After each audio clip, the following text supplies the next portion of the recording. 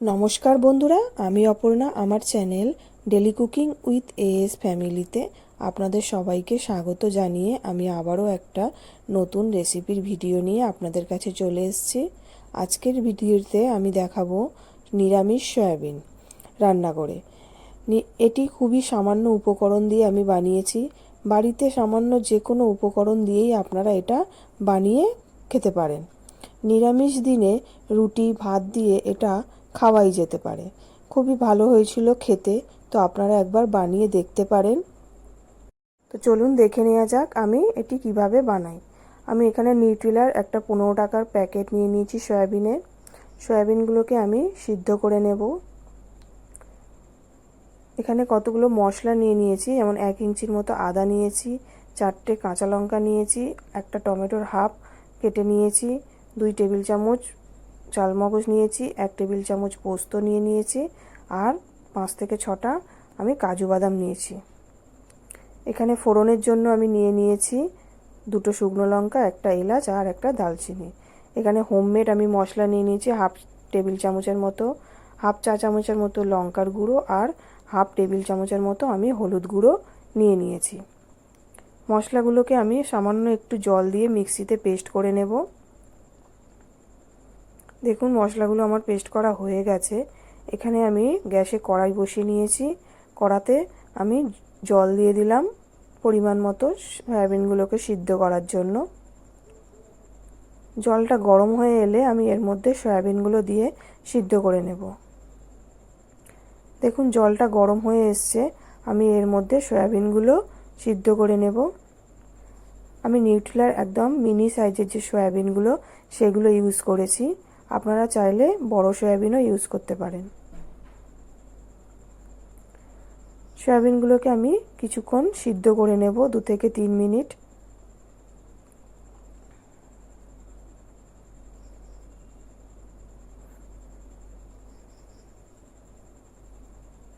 দেখুন সয়াবিনগুলো আমার সিদ্ধ হয়ে এসছে। সয়াবিনগুলো আমার সিদ্ধ হয়ে গেছে, আমি নামিয়ে নিয়েছি। এবার আমি একটা পাত্রে ঠান্ডা জল নিয়েছি, তার মধ্যে সয়াবিনগুলো দিয়ে আমি চেপে চেপে তুলে নিয়েছি। সয়াবিনগুলো চেপে চেপে ভালো করে তুলে নেবেন যাতে ওর মধ্যে কোনো জল না থাকে। এবার একটা কড়াই নিয়েছি, কড়াইয়ের মধ্যে আমি পরিমাণ মতো তেল দিয়েছিলাম। দিয়ে আমি ওর মধ্যে ফোড়নের জন্য 2টো শুকনো লঙ্কা, একটা দালচিনি আর একটা এলাচ দিয়েছিলাম। ওগুলো লাল হয়ে এসেছিলো, আমি ওর মধ্যে বেটে রাখা মশলাটা অ্যাড করে দিয়েছি। এগুলোকে আমি ভালো করে ভেজে নেব মশলাগুলোকে, যাতে মশলার কাঁচা গন্ধটা চলে যায়। মশলাটা আমি ততক্ষণ পর্যন্তই কষতে থাকবো যতক্ষণ না মশলা থেকে একটা তেল বেরিয়ে আসে।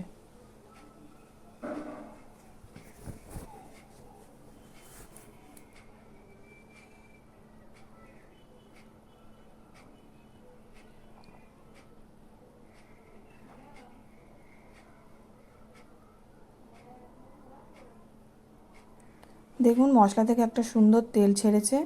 আমি এর মধ্যে গুঁড়ো মশলাগুলো অ্যাড করে দেব।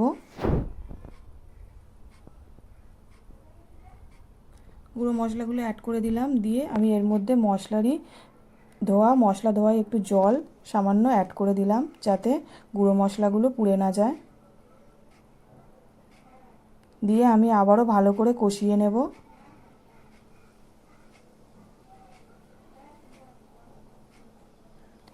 মশলাগুলো আমার কষানো হয়ে গেছে। আমি এবারে সিদ্ধ করা সয়াবিনগুলো জল ঝরিয়ে রেখেছিলাম সেগুলো এর মধ্যে অ্যাড করে দিলাম।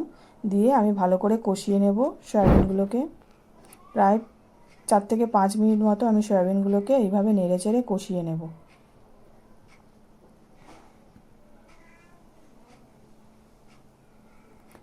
স্বাদ মতো লবণ আমি এর মধ্যে অ্যাড করে দিলাম।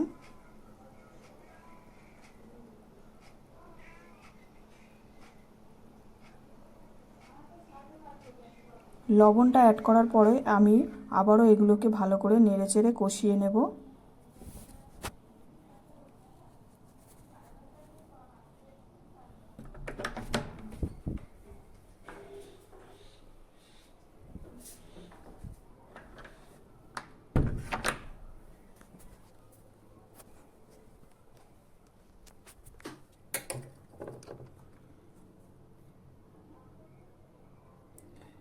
এবারে আমি 2 টেবিল চামচ পরিমাণে টক দই একটা পাত্রে সামান্য একটু জল দিয়ে গুলে রেখেছিলাম, সেটা আমি এর মধ্যে অ্যাড করে দিলাম। দিয়ে আবারও আমি ভালো করে এটাকে কষাতে থাকবো। সামান্য একটু চিনি আমি এর মধ্যে অ্যাড করে দিলাম স্বাদটার ব্যালেন্স থাকার জন্য। সামান্য পরিমাণে দিয়েছি, বেশি মিষ্টি দিলে আবার এটা খেতে ভালো লাগবে না। আপনারা চাইলে চিনিটা স্কিপ করে যেতে পারেন।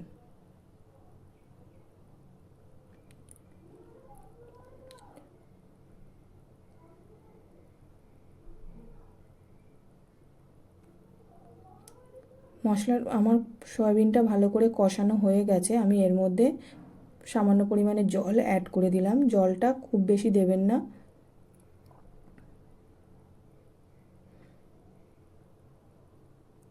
এবার আমি এটাকে একটা ঢাকনা দিয়ে ঢেকে দেব কিছুক্ষণের জন্য।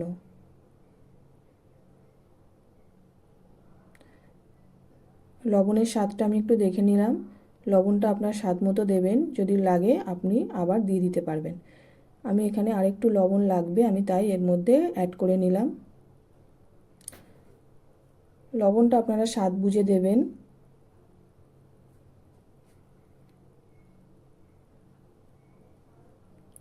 আমি আবারও এটাকে ঢেকে রাখবো কিছুক্ষণের জন্য।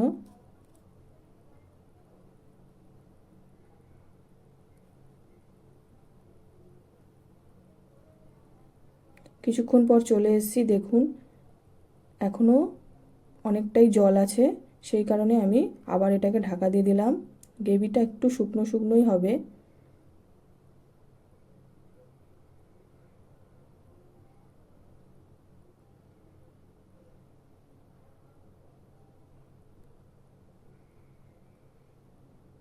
গ্রেভিটা অনেকটা শুকিয়ে এসছে। আমি এবার এটার উপর দিয়ে 1 টেবিল চামচ পরিমাণে ঘি অ্যাড করে দিলাম। অনেকে ঘি পছন্দ করেন না, সেক্ষেত্রে আপনারা এটা স্কিপ করে যেতে পারেন। দেখুন আমার সয়াবিনের তরকারি রেডি হয়ে গেছে সার্ভ করার জন্য।